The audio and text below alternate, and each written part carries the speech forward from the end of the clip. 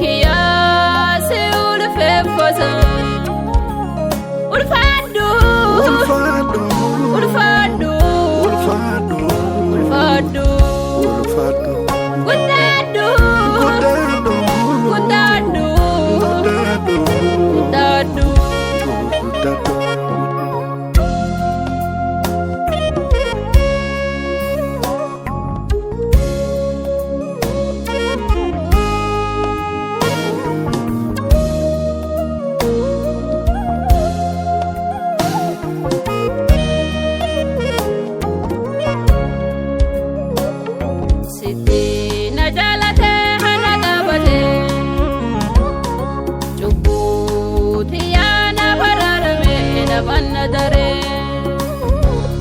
Sitina jalate hana gabate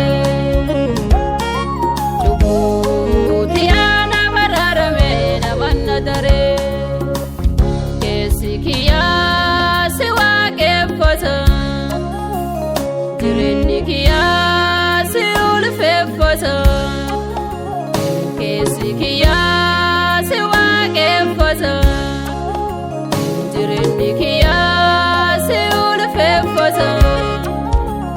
ulfaadhu ulfaadhu ulfaadhu ulfaadhu ulfaadhu ulfaadhu guddaadhu guddaadhu guddaadhu guddaadhu guddaadhu.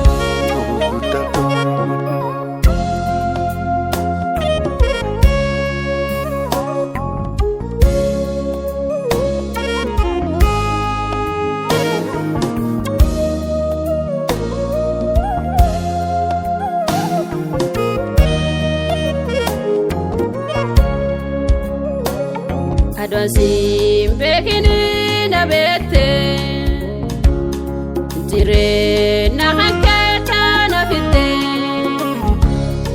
Namasi wakesu na totite Adonsi mbekini na bete Jire na hanketa na fite Namasi wakesu na totite